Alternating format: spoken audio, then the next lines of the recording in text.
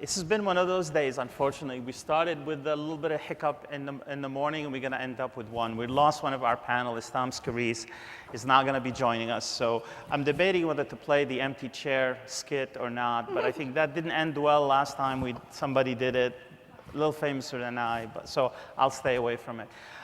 Thank you very much. Appreciate you guys joining us. This is my favorite part of the conference because we get to talk to some really bright people and reflect back on not only what the industry has experienced in the last year, looking forward a little bit, but also a little bit about what we've learned from the conference itself.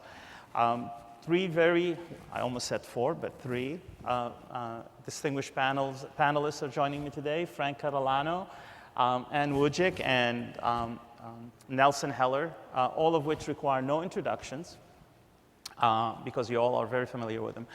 What we're going to do is just start a little bit about a personal observation about things that we think that are going to be impactful on the industry over the next few years. And I'll start that, and I'd like it to be a little bit more informal, a little bit kind of more interactive. And I'll start by telling a story. If you guys haven't noticed my fancy socks over here, we have been undergoing a little bit of a transformation as an organization. And it's a transformation that I think is going to be repeated over and over again within the education space. A lot of the baby boomers, if you will, as a generation, are retiring and are replaced by millennials. These folks think differently, they act differently.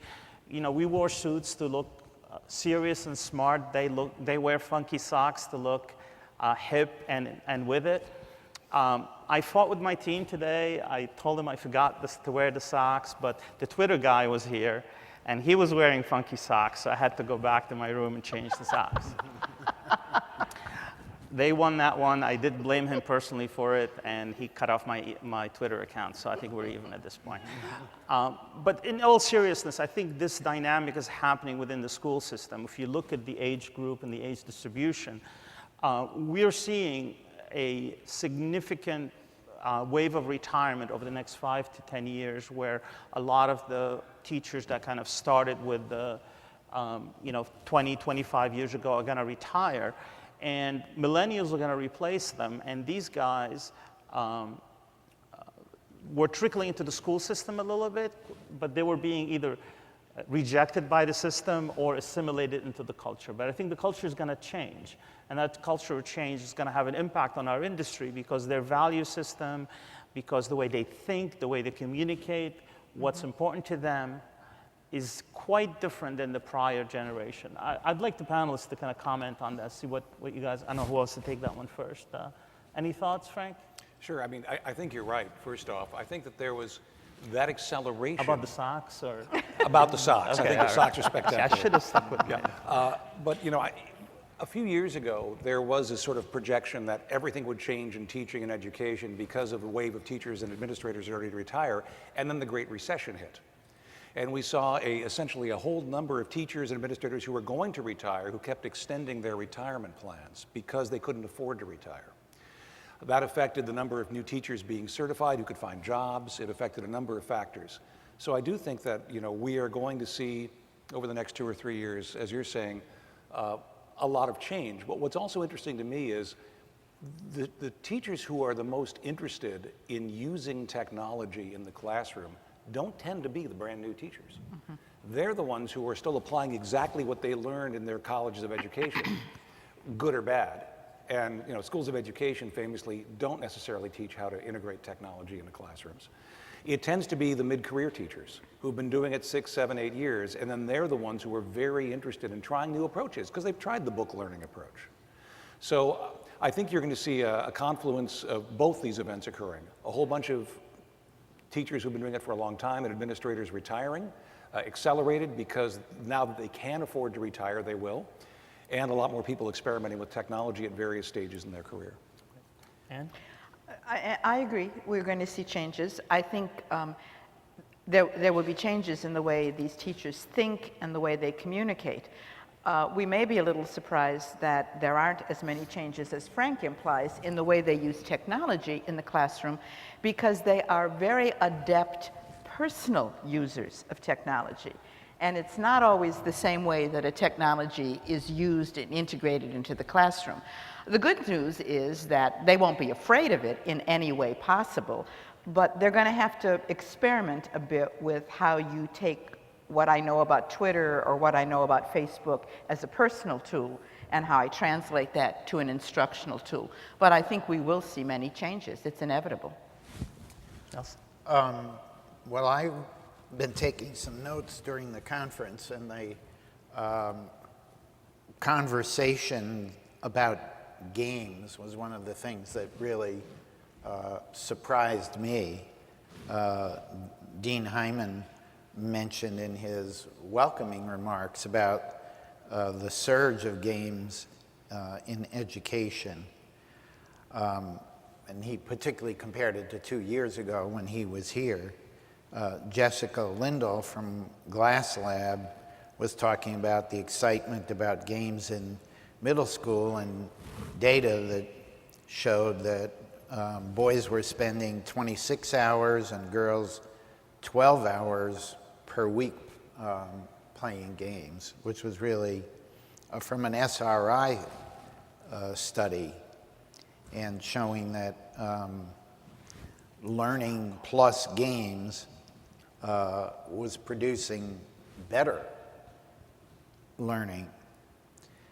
And I sat down and talked with Lee Wilson at Filament Games, who shared some pretty impressive numbers about the iCivics online games that they developed for a project for Sandra Day O'Connor.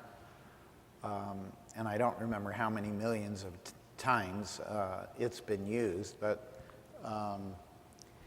the general feeling is that the kids are growing up with the games. The kids are visual learners, and this is part of this new wave of learning modalities that both the kids and the younger teachers will be bringing into the schools. It also strikes me, Fady, that it may result in a happier merge for, there's a lot of anxiety in the schools about Teach for America teachers. They only come for 5 years, they're not committed, all of that stuff. Some of which is not true. Many stay, many move on. If we really want great math, great science, great minds, who may only be willing to give us 5 years, moving into a school where there is a more congenial cohort of established teachers, as opposed to, in many of these schools, the Teach for America people aren't made to feel very welcome, may get us the best of both. We will have a core of good teachers who are there all the time, and a more welcoming environment for really top-notch minds who may want to give us 5 years and move on. And I think we're going to have to be able to deal with that moving forward if we're going to have enough people in school to do what needs to be done. Great. Frank, what are your thoughts? What's the big trends, things that are important to the industry? Things that are coming up? Yeah. I'd say open education resources and OER. And I know that last year I was talking about open badges. How many people were here last year to hear me opine about OPEN? Okay. Okay, good. And I wrote an EdNET Insight report on that earlier this year. That's still available. But what's interesting to me about open badges is, a year ago I said there is exactly one company that has announced, as a commercial product provider, that has announced that they will be presenting these open digital badges that can be transferred and used as evidence throughout a student's career. And there still is only one.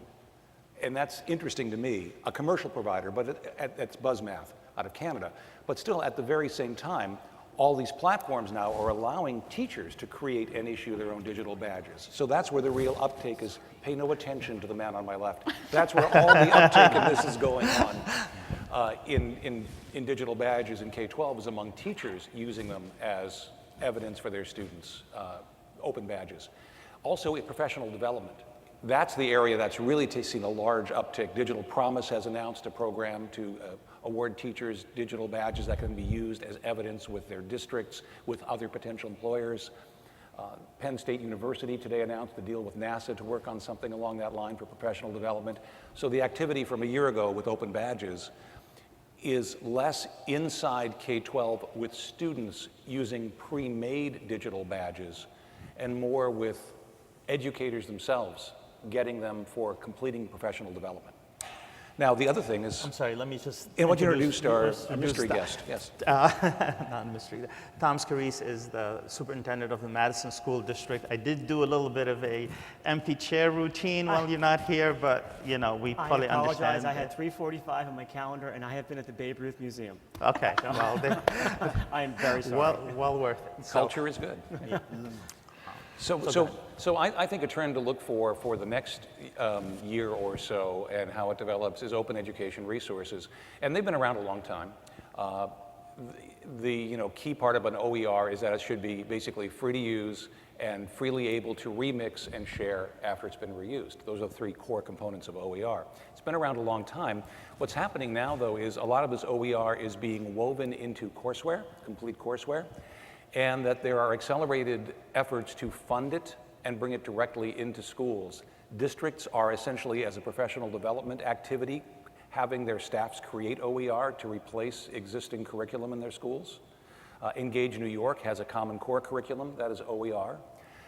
You have efforts from Lumen Learning, from a number of other organizations.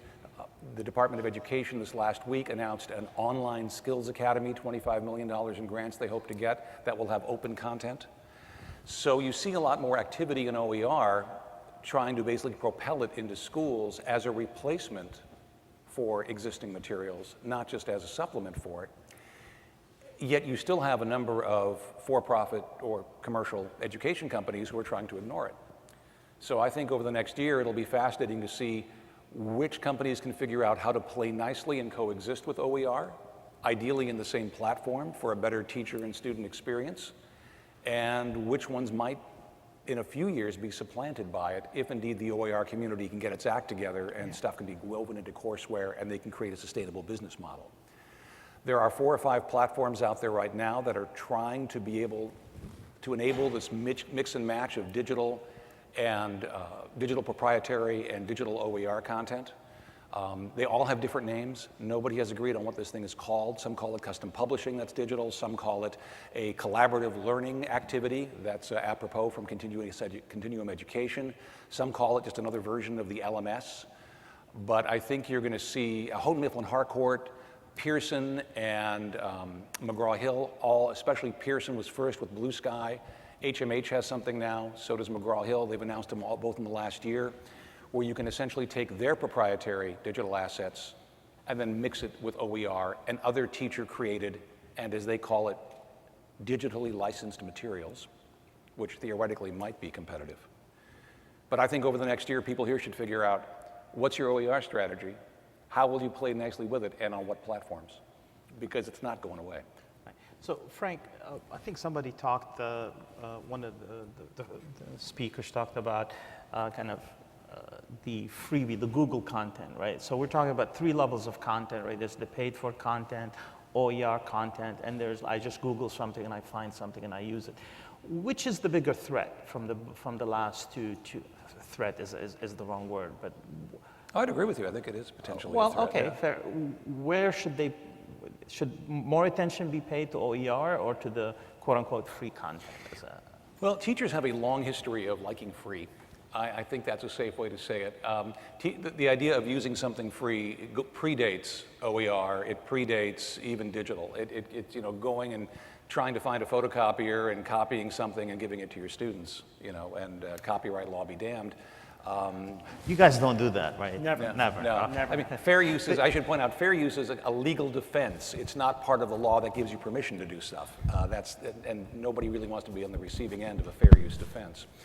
But teachers have always done that, and teachers will continue to always do it. They will find classes on Monday, it's Friday, I need something, I'm going to go up in Google and pull down what I can use. Where OER is a little bit different is pulling something free off the web is a pull mechanism the teacher initiates. OER now is frequently coming to classrooms as a push mechanism, where the districts are saying, use this, or the state is saying, we've provided this, please use this. or foundations are saying, here's a complete curriculum that is OER, adopt this. So I think OER will be competing with those other types of commercial products at various levels. Right now it's supplemental. You know, Dan Caton at a recent conference said, you know, if they get their act together, they could compete with Basil, right, especially people like Khan Academy, theoretically. That has other issues. So I think that's where the difference is between pulling something free. This is being aggressively propelled into the districts. Tom, what do you think of that? Is that something? I heard you mention Engage New York. Yes. I just know from my circles the criticism and the fire that is under, from the teacher level, the administrator level, the parent level. You know, New York is like, you know, Nero's got his fiddle in New York right now. He's up high watching everything happen. So I don't know. I think that's maybe just the beginning of how it's starting to play out.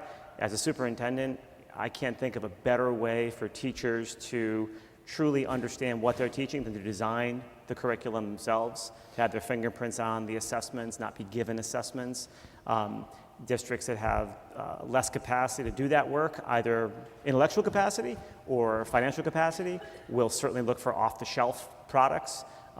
My district shrills with that kind of a concept. We'd much rather have the work homegrown as much as possible. A couple of folks that I was talking to yesterday, you know, the sweet spot for technology in my district is to really broaden that spectrum around differentiation in the classroom. That would meet our needs a great deal in my district. And then anything that could be done through simulations and a broad definition of gaming. You know, those are the kind of products that from my district, that's what we look for in technology right now. We know where the market is, and we're probably more in the minority in my district. Okay. Ann, any thoughts on?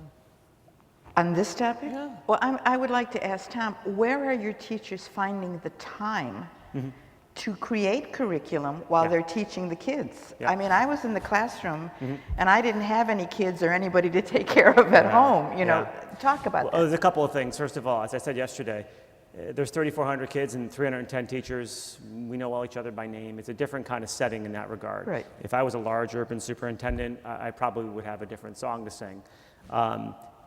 I've been in the field for just under 20 years. I could never say there was a moment in time where we have just the right amount of time to do this. I've never said that in my entire career. So time is always something that we never have enough of.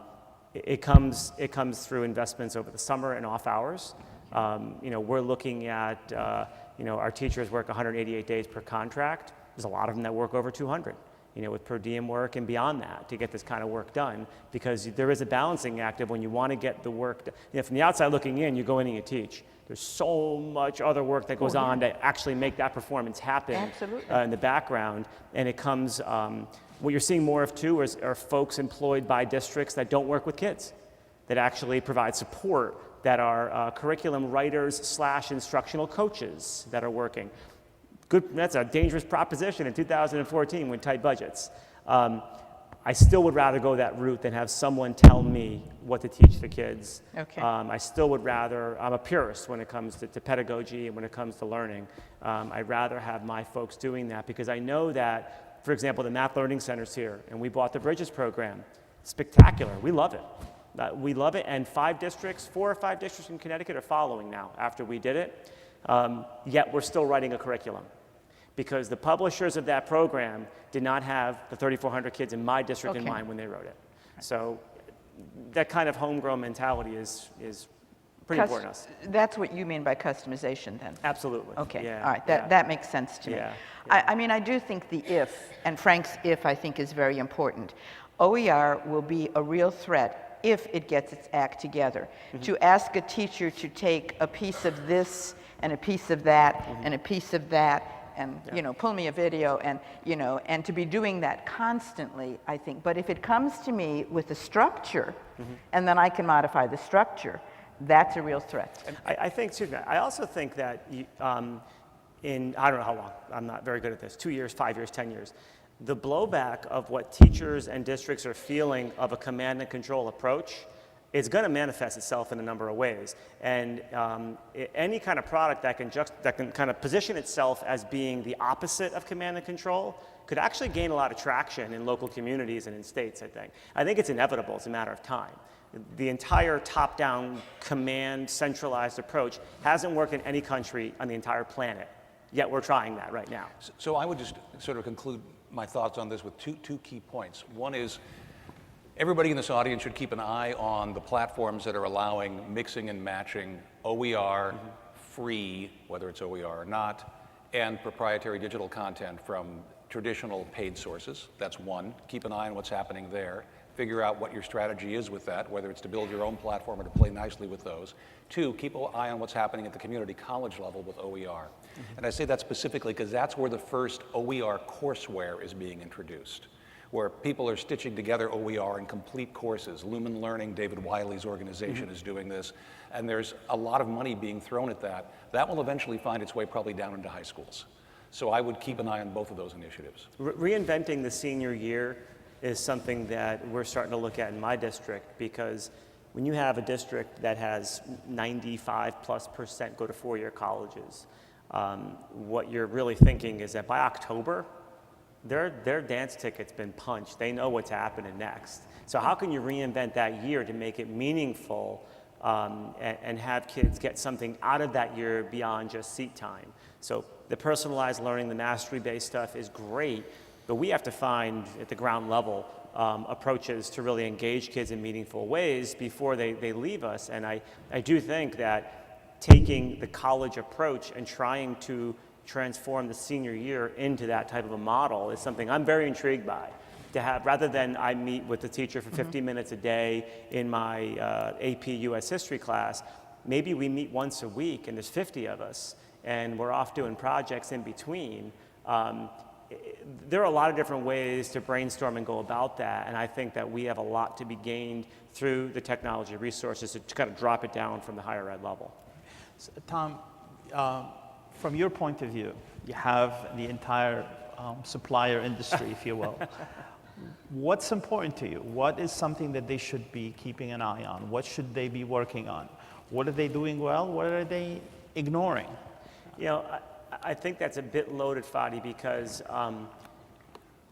I've been in districts, I've worked for districts where all I can do to meet the needs of my kids is rely on vendors to supply me with everything from soup to nuts for my kids.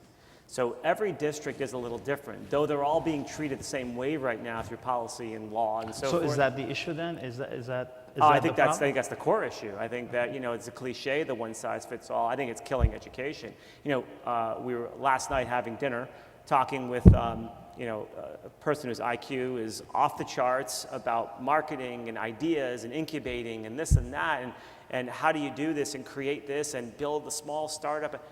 Yet, in education, that's exactly the opposite of where we're headed as a profession. Right. We are homogenizing everything, so where do the good ideas get incubated? So yeah, to a large degree, the folks here are going to help us with that, but that's just a part of it. We should be the ones at the local level and the state level that have been given the freedom to incubate those ideas and then build from each other. It seems like every other industry, you know, our boards want us to be run like businesses.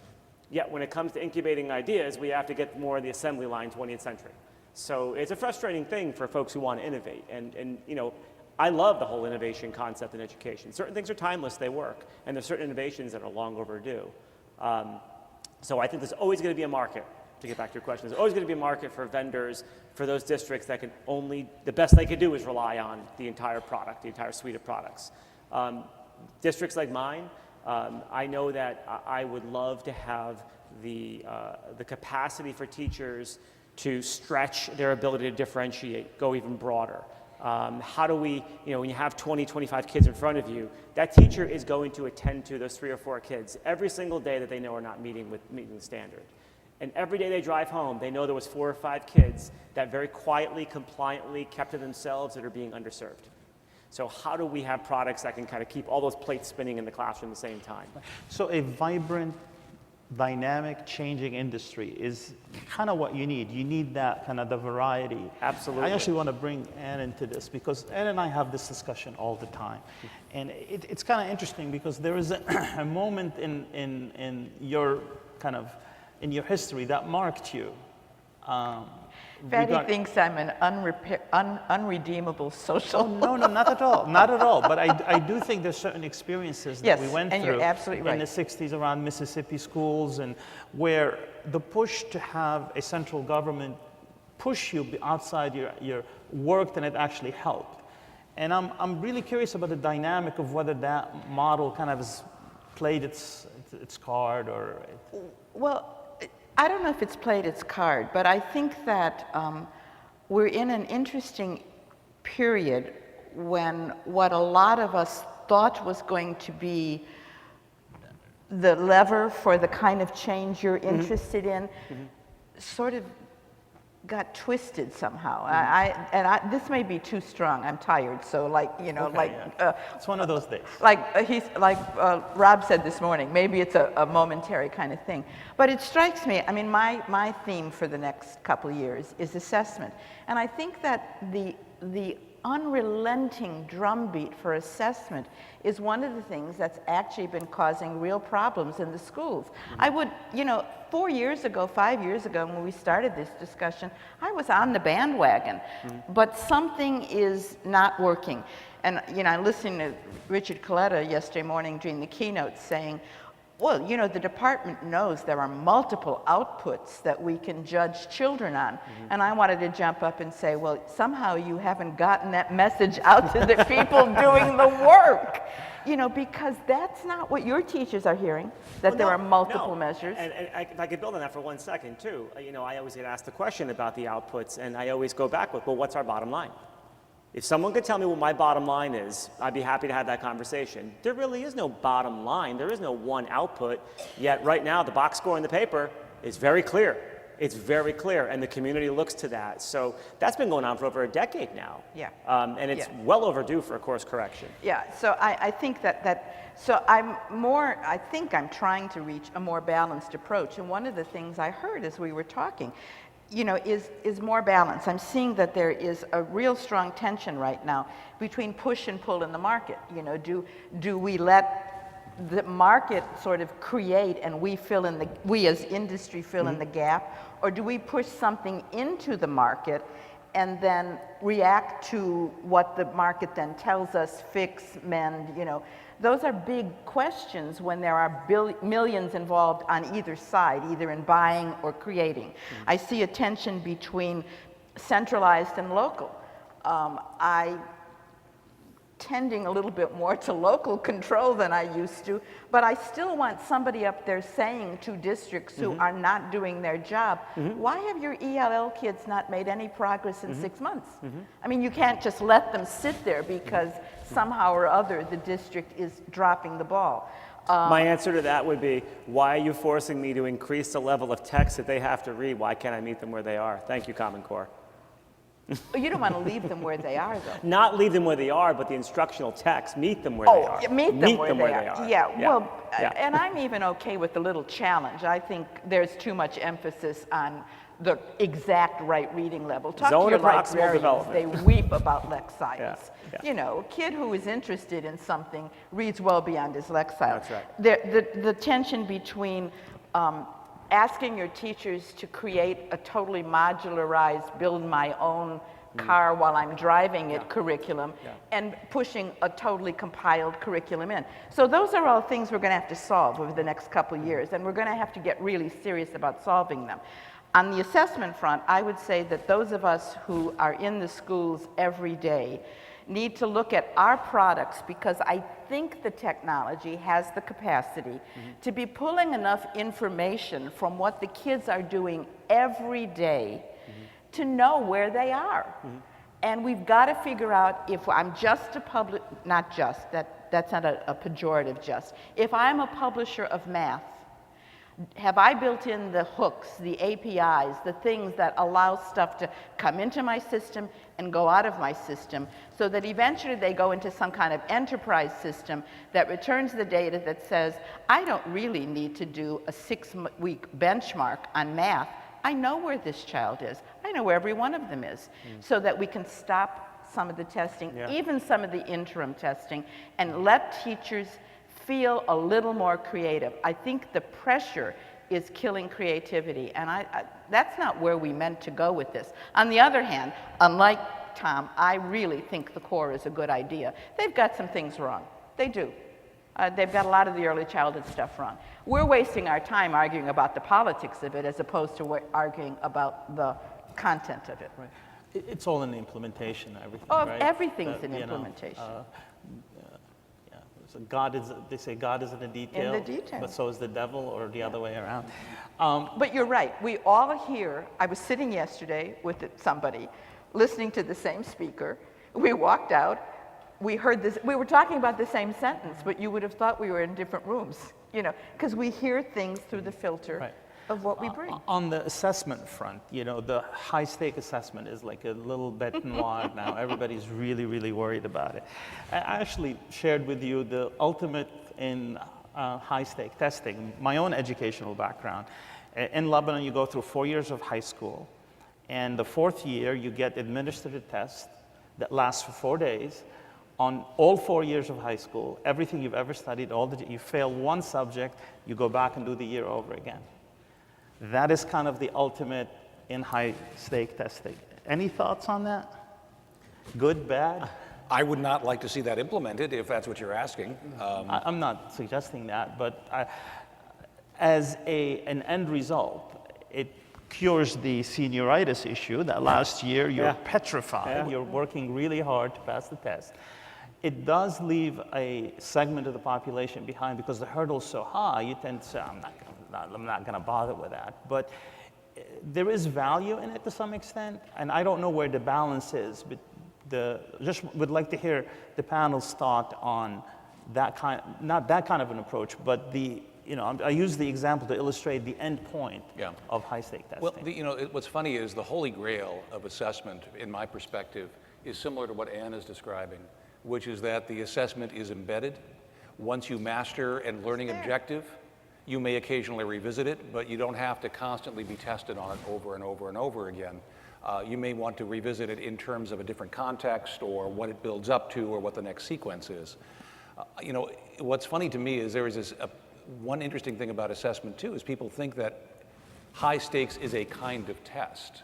High stakes is the outcome of any test instrument. Mm-hmm. If it's really bad for you, if you don't pass, it is a high stakes test, even if it's a pop quiz on Monday. So, I mean, that's another thing to keep in mind. So I do think we can assess more intelligently and in more bite-sized pieces. Educators, I don't think you can have any credibility as an educator say you don't believe in tests. We created them, we invented them, okay?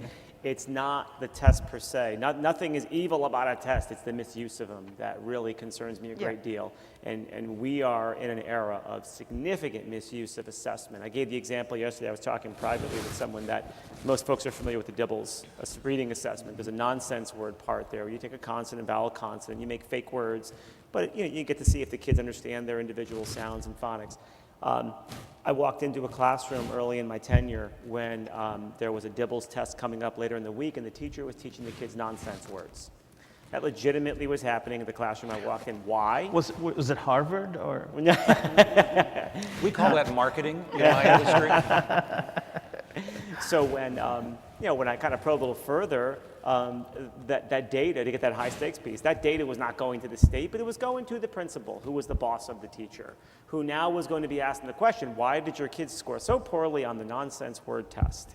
So it's what the high stakes does, whether we want to admit it or not, for me, it's like gravity. It exists. You can't argue with gravity. It's there. What the high stakes does, it corrupts and distorts behavior in ways that we don't intend it to do. So the corruption around the real gaudy, glitzy kind of Atlanta cheating scandals, that's one thing. My concern is more that passive corrosion around good teaching, because we start to become complicit with what's on the test, just do that. And like I saw with that teacher doing the nonsense word test, if the high stakes stay, we're going to continue to see that kind of behavior, no matter how good the assessments are. It doesn't matter. The quality assessments are going to be subordinate to the stakes we put on them. Yeah. And I should point out, too, that at many of the for-profit companies who are frequently demonized for bringing these tests to market, you talk to the psychometricians who develop the tests, and they'll say the most poisonous thing you can do to an assessment instrument is use it to measure the wrong thing. That's absolutely right. And we've been doing that for years. Yeah. The one thing about your experience that appeals to me, though it's a tough love way of getting there, is it puts a lot of ownership on the part of the student. Right. I mean, you become, and I think that's another thing that all of us teachers more than we, but we need to build materials that support teachers in engaging kids, in owning what they're doing. We also need to help teachers let kids own what they're doing. That's a very scary thing. And so again, it's that balance. You don't let a kid drown, but you don't stand there and spoon feed him. Right. And you had the ultimate non-spoon feeding. It actually, I mean, in the business world, right? We always, I'm personally making a hiring decision, I always look at will first, skill second, accreditation third, right? Are we not addressing the will component of learning? Are we really ignoring that as an industry and as a country? You know, we assume that from the outside, if we just do a better job of teaching, then the kids would learn, right? Is the will, and I know gaming is supposed to address that, but I think that's a little bit of a red herring. One area that's still underserved in my mind, and this goes against every sort of political initiative, is the gifted student. The talented, the gifted or the talented student. Absolutely. They are still bored.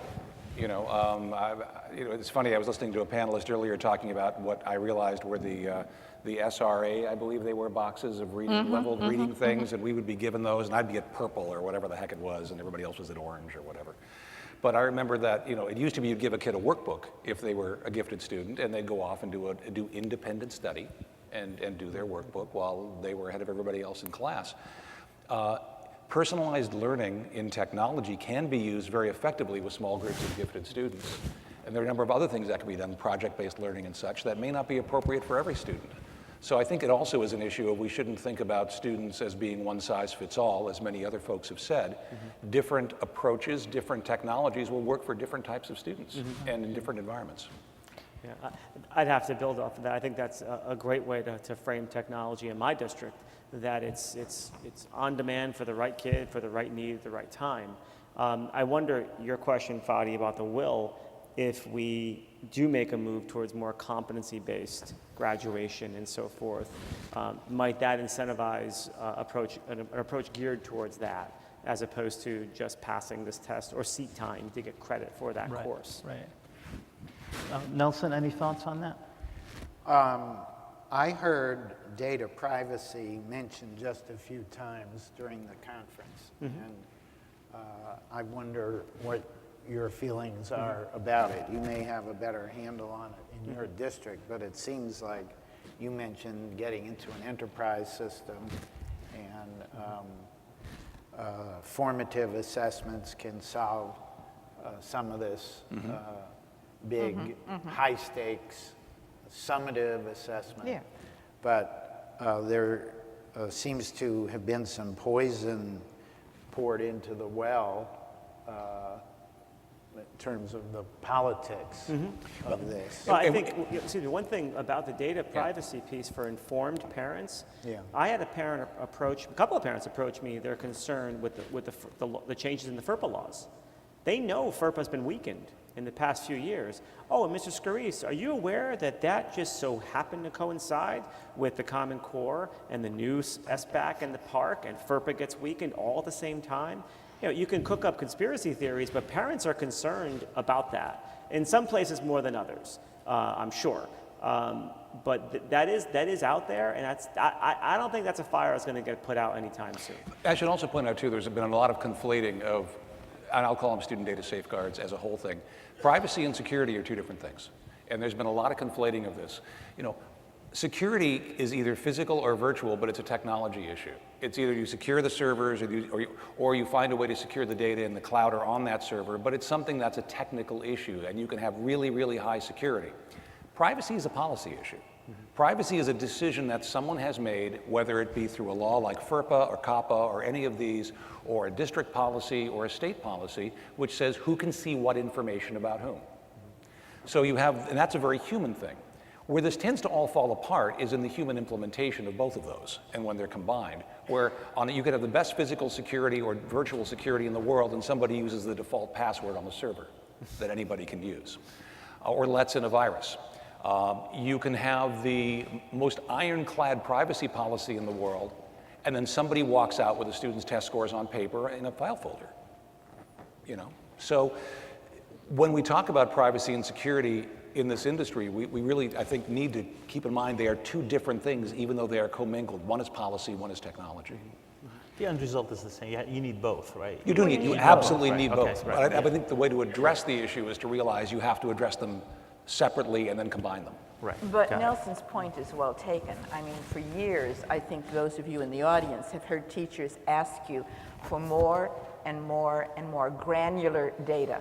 Because one of the things that's hard for the best teacher is this little one sitting in front of me, and I have used every reading technique I ever learned. And he's still smiling at me, but he's not learning much of anything. And it's what is the problem? The problem is a little easier to diagnose in math, but somebody said during the conference, good math teachers want to know where is the kid stuck, what's the problem, so that I can then fix it. So teachers have been asking for this, and just as we get ready technologically to be able to deliver that, there's this blow up about, well, should we have all this data? So, we've got to do a better job of explaining whatever we're doing with the data that flows into our systems, and you guys have to do a better job of explaining to parents, yes, some of it is FERPA and some of it's COPPA and some of it's marketing, but a lot of this data just helps this teacher know why Johnny hasn't figured out how to divide fractions yet. I don't think that's been problematic. I think when it leaves our district is when it gets highly problematic. When it goes uphill. Yeah, wherever it goes outside of our district. Yeah. Now, Even summary data, right? Is there a lack of trust? Is there, like, you can easily take this. No, go ahead. Yeah. Take the two, scrub it, get rid of all the the names and any identifying marks, and De-identify, right. then, send it upstream. Yeah. Are It's- you it's- I'm talking sorry, let about me- where it's stored? No. That's what I'm trying to get. Yeah, let me, Go ahead. the issue is it that they don't trust that you're doing that? That they're just worried that they don't trust whoever is out there? Is that the concern on the parents' side? Or is it the content of the data itself? I think there's enough sensational articles that go in the news that, whether it's a Home Depot credit card breach or whatever, they don't trust that once we send it out, they trust us with their kids. Right. But do we really know where this is all going to go? The whole concept of a cloud, the fact that, we went through the pilot for the SBAC in our state, okay? And we did not, as a district, do the SBAC as a pilot. We stuck with the old test for one more year because, as a community, we had no idea what was happening with this data. We really were not assured that everything was going to be protected and de-identified. I like that word. I'm going to use that one. So that's something that I think parents are more in tune with as the technology has grown. We've gone the route of Google. So more Google Apps, Docs, and so forth. And then, we hit the headline last year that Google was, I guess, and believe me, I'm out of my comfort zone here, but phishing emails. Scanning. They were scanning emails with the potential of being able to serve ads, even though they didn't serve ads to education app users. So here's my narrative for this one. You ready? About, I don't know, it happened maybe in March, we'll say. So February, my letter goes out, how excited I was that the whole district was going to have Google emails, and there we go, everything's going to go in the Google Cloud and Google Docs, and bam, that hit a month later, and I had a tsunami of emails and phone calls from parents. And Google has, let me just put a period into that sentence for people who are wondering, Google did decide about 2 months later, a month or two later, no longer to scan Google Apps for Education emails. Yeah, they're called, they don't do it anymore. Yeah. Right. Any advice for the vendor community about how to deal with that? I understand the circle of trust, right? Yeah. Is very narrow. Yeah. How do you position it with the parents, with the community, to make sure that a new system or whatever sort that's being introduced doesn't get rejected based on conspiracy theory? Well, I think anything that assures that it's being used for the reasons of that interaction between the teacher and the student. I think you won't find many parents who will reject that concept. You're there diagnosing, the fraction example. Why can't you get the fraction? That I think any parent would find, to be comfortable with. Once it gets beyond that, then it gets questionable. Houston Unified School District has done something. They started it about 3-4 months ago. They have a web page showing all the apps that gather student data or which student data is stored that are throughout the district, and it shows exactly what information is stored for what purpose it's used. Wow. And it gives you a link to the privacy policy. But what they actually do is they parse that into plain English on a single page showing all the apps. So to take a look at what they've done, it's a start, but it's worth looking at Houston Unified. Great. And once again, excuse me, one thing, Fady, how Yeah. they can help. Small district like myself, I don't know. I said this yesterday. I don't know the questions to ask. I wouldn't even know to ask that question. So if a vendor says to me, here's this great suite of tools, and by the way, if you ever have a problem with privacy issues, there's a whole range of strategies here. Take a look at what the Houston district did here. That helps a guy like me head off a problem a long time before it hits me. Yeah. And you guys know that organizations like Data Quality Campaign, COSIN, and SIIA are all working on helping develop toolkits that can be handed from you to the superintendent to help him talk to his parents and also to understand the product himself. I'd like to bring Nelson in. I think we've Yeah. gone through a number of kind of topics. What's your hot, kind of your vision of the future? For a lot of you guys who, I'm sure everybody knows, this is, Nelson is retiring, and this is his last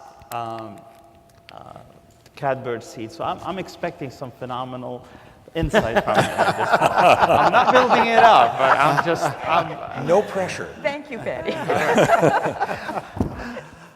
And that was it. That was my presentation. No, come on. Okay, I'm going to swim upstream here a little using some PowerPoints because these are visuals.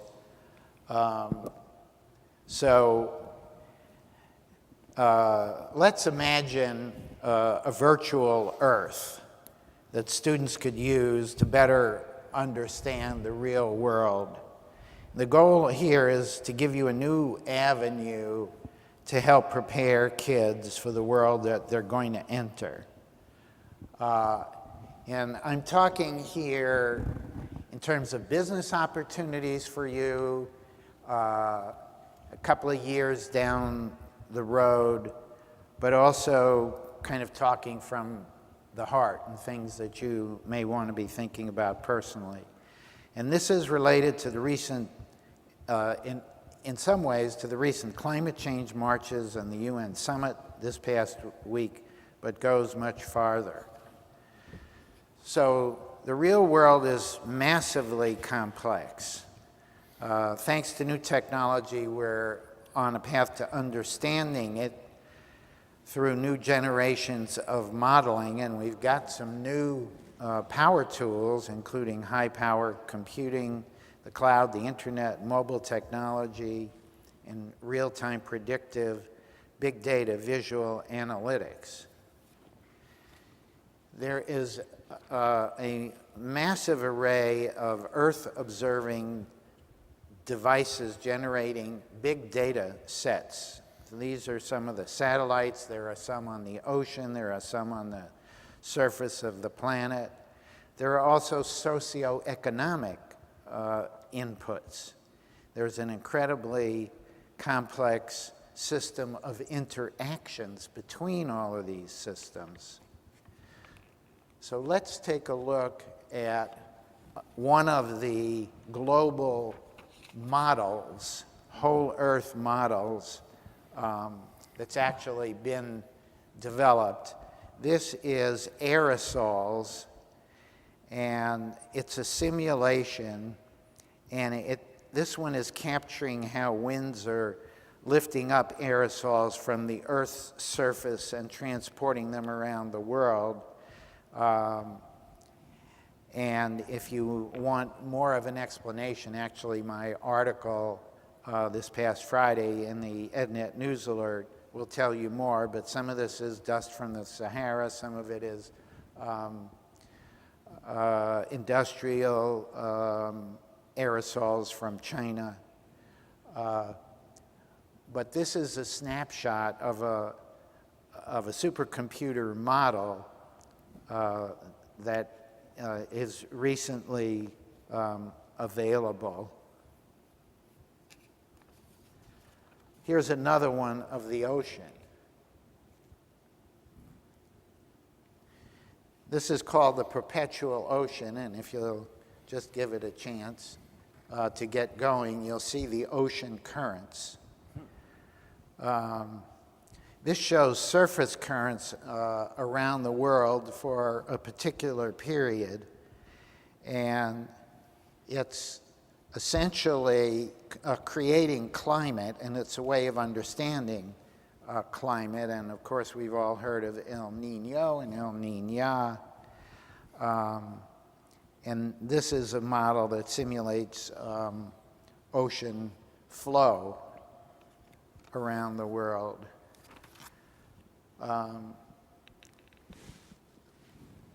Here's a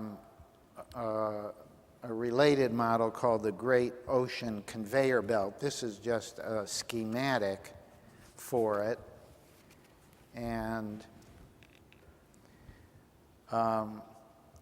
now you're going to see another supercomputer model, and these are tiny little dots, but as we come in closer, you'll see the oceans are mostly warm, salty water near the surface over cold, less salty water, and so as the warmer water gets up and gets colder, it drops down and comes back. And we've got more accurate maps of the underwater terrain, and again, tools for understanding the climate. Again, supercomputer generated. And here's another kind of a supercomputer simulation model, and this one takes just a little bit to get going, but what you're seeing is Antarctica's accelerating flow of glaciers into the sea, and this is a combination of data and simulation, and the colors here are showing you the flow of the glaciers and the melting glaciers. So here's a picture that you'll recognize, taken in 1972 from one of the space shuttles, the Blue Marble. That reminds us that our planet doesn't really have any geographic borders that are keeping all these phenomenon separate, and it doesn't have any walls that are separating what's happening in the sea from what's happening in the air, from what's happening with the tectonic plates, and in order to really live going forward, we live in California. This May we had the forest fire season begin, and a friend who lives a couple miles from us in Carlsbad, about 2 blocks from her, a home burned down. This is completely unheard of. Usually the fires are east of us in the mountains, not on the coast. So here's an interesting quote. We're all experiencing changes in the weather. Larry Smarr is the director of one of the supercomputing labs at UCSD that also shares facilities with UC Irvine. As our familiar climate disappears, and you can ascribe whatever reason you want, we will have to rely more on computationally intensive integrated Earth system simulations to chart the possible future paths of our new planet. It's going to be harder for us to rely on the way things used to be, and we're going to have to look at what ifs from new supercomputer models. So solving our problems will actually mean reintegrating the science, biological, geological, physical, food, water, energy, sociological, and economical. And the computational power that's being developed, that's in your phone, that's in our iPads, is actually making this increasingly possible. And the bottom line is that global simulation models will soon be within the reach of schools and publishers like yourselves, so that students will be able to participate in some sort of what-if, trade-off decision-making exercises that will be increasingly needed in the future. They might be in museums, they might be part of STEM activities, they might be part of video games. And even for just now, there is an organization, there's more than one organization, but there's a resource that I've become affiliated called the International Center for Earth Simulation, which is based in Switzerland. It's a nonprofit. It's got a website, and it's integrating data and science from hundreds of organizations around the world. It's got some Nobel quality scientists on its board. It's a nonprofit. It's a foundation. They have thousands of websites whose data they are pulling together, and their purpose is to be a center for this kind of modeling, simulation, and super visualization. And the kind of visualization they have in mind is like planetaria. And actually, the person behind it is a former president of Silicon Graphics, the company behind Avatar and Toy Story, or the technology that the NASA and the government has used. And they're speaking to government agencies around the world about these kinds of issues to try to get some more rational decision-making tools in the hands of people, and the vision is also to begin to bring this into education. It's more naturally in higher education where these models are being developed, but we're looking to try to bring it down to high schools and to high school age kids or below. There isn't anything there just at the moment. So if you have an interest, this international center is seeking an educational strategy to reach kids, teachers, and schools, or kids at home. And to be a resource for publishers who are interested in trying to integrate this.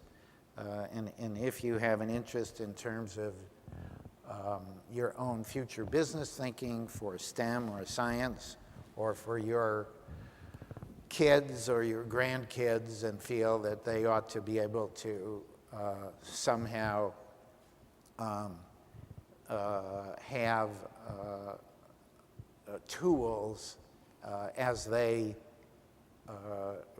grow and go forward that can help them understand and cope with these issues, however you ascribe the causes of these issues, then you might want to explore this particular resource or this issue further.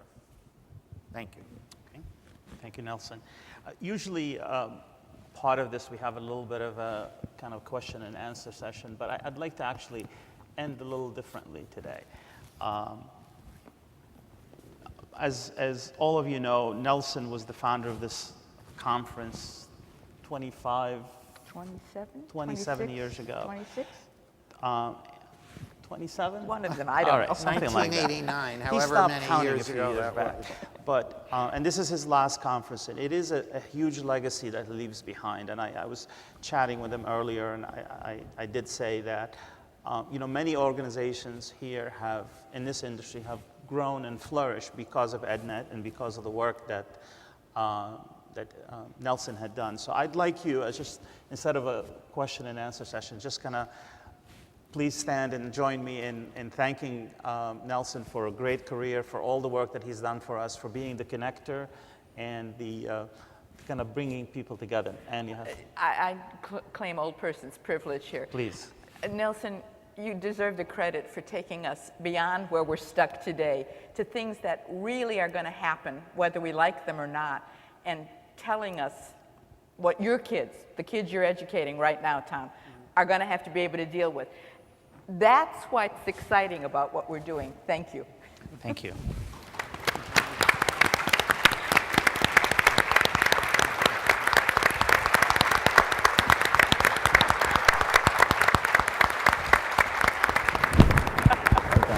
you.